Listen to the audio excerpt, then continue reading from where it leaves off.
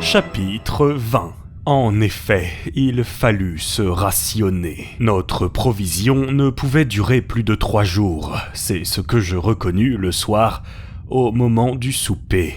Et, fâcheuse expectative, nous avions peu d'espoir de rencontrer quelques sources vives dans ces terrains de l'époque de transition. Pendant toute la journée du lendemain, la galerie déroula devant nos pas ces interminables arceaux. Nous marchions presque sans mot dire.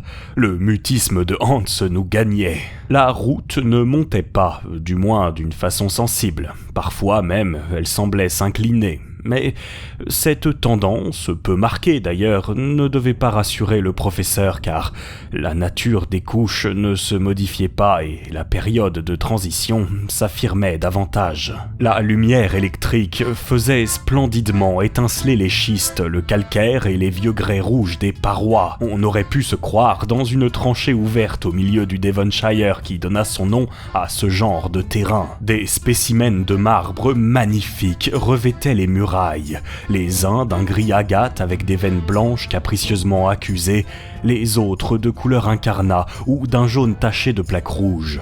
Plus loin, des échantillons de griottes à couleur sombre, dans lesquels le calcaire se relevait en nuances vives. La plupart de ces marbres offraient des empreintes d'animaux primitifs.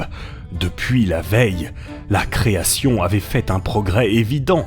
Au lieu des trilobites rudimentaires, j'apercevais des débris d'un ordre plus parfait, entre autres des poissons ganoïdes et ces sauroptéris dans lesquels l'œil du paléontologiste a su découvrir les premières formes du reptile. Les mers dévoniennes étaient habitées par un grand nombre d'animaux de cette espèce et elles les déposèrent par milliers sur les roches de nouvelles formations. Il devenait évident que nous remontions l'échelle de la vie animale, dont l'homme occupe le sommet, mais le professeur Lidenbrock ne paraissait pas y prendre garde. Il attendait 2 choses, ou qu'un puits vertical vînt à s'ouvrir sous ses pieds et lui permettre de reprendre sa descente, ou qu'un obstacle l'empêchât de continuer cette route.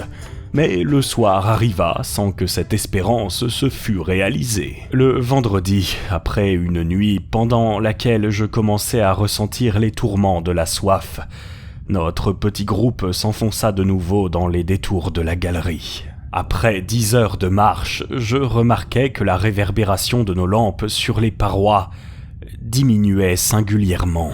Le marbre, le schiste, le calcaire, le grès des murailles faisaient place à un revêtement sombre et sans éclat. À un moment où le tunnel devenait fort étroit, je m'appuyais sur sa paroi de gauche. Quand je retirai ma main, elle était entièrement noire.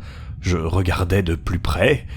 Nous étions en pleine houillère. « Une mine de charbon » m'écriai-je. « Une mine sans mineur » répondit mon oncle. « Eh, qui sait ? Moi je sais » répliqua le professeur d'un ton bref. « Et je suis certain que cette galerie, percée à travers ces couches de houille, n'a pas été faite de la main des hommes.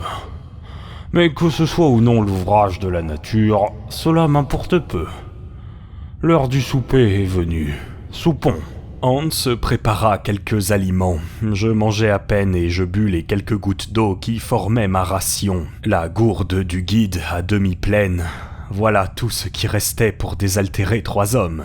Après leur repas, mes 2 compagnons s'étendirent sur leur couverture et trouvèrent dans le sommeil un remède à leur fatigue. Pour moi, je ne pus dormir.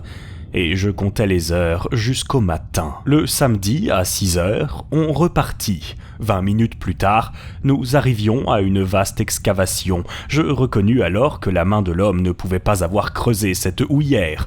Les voûtes en eussent été étançonnées, et véritablement, elles ne se tenaient que par un miracle d'équilibre. Cette espèce de caverne comptait 100 pieds de largeur sur 150 de hauteur. Le terrain avait été violemment écarté par une commotion souterraine. Le massif terrestre, cédant à quelques puissantes poussées, s'était disloqué, laissant ce large vide où des habitants de la Terre pénétraient pour la première fois. Toute l'histoire de la période houillère était écrite sur ces sombres parois et un géologue en pouvait suivre facilement les phases diverses. Les lits de charbon étaient séparés par des strates de grès ou d'argile compactes et comme écrasés par les couches supérieures. À cet âge du monde qui précéda l'époque secondaire, la Terre se recouvrit d'immenses végétations dues à la double action d'une chaleur tropicale et d'une humidité persistante. Une atmosphère de vapeur enveloppait le globe de toutes parts, lui dérobant encore les rayons du soleil. De là cette conclusion que les hautes températures ne provenaient pas de ce foyer nouveau. Peut-être même l'astre du jour n'était-il pas prêt à jouer son rôle éclatant. Les climats n'existaient pas encore et une chaleur torride se répandait à la surface entière du globe, égale à l'équateur et au pôle. D'où venait-elle ? De l'intérieur du globe. En dépit des théories du professeur Lidenbrock, un feu violent couvait dans les entrailles du sphéroïde. Son action se faisait sentir jusqu'aux dernières couches de l'écorce terrestre. Les plantes, privées des bienfaisants effluves du soleil, ne donnaient ni fleurs ni parfums, mais leurs racines puisaient une vie forte dans les terrains brûlants des premiers jours. Il y avait peu d'arbres, des plantes herbacées seulement, d'immenses gazons, des fougères, des lycopodes, des sigillaires, des astérophytes, familles rares dont les espèces se comptaient alors par milliers. Or, c'est précisément à cette exubérante végétation que la houille doit son origine. L'écorce encore élastique du globe obéissait au mouvement de la masse liquide qu'elle recouvrait, de là des fissures, des affaissements nombreux. Les plantes entraînées sous les eaux formèrent peu à peu des amas considérables. Alors intervint l'action de la chimie naturelle.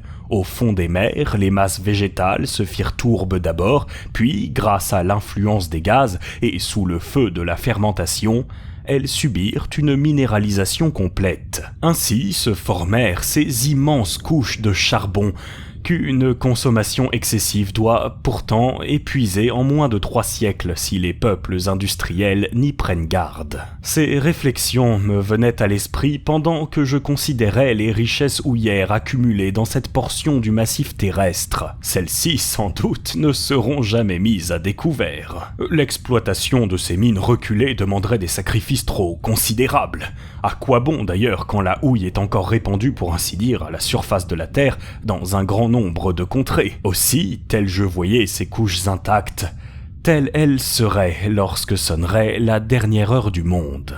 Cependant, nous marchions, et seul de mes compagnons, j'oubliais la longueur de la route pour me perdre au milieu de considérations géologiques. La température restait sensiblement ce qu'elle était pendant notre passage au milieu des laves et des schistes.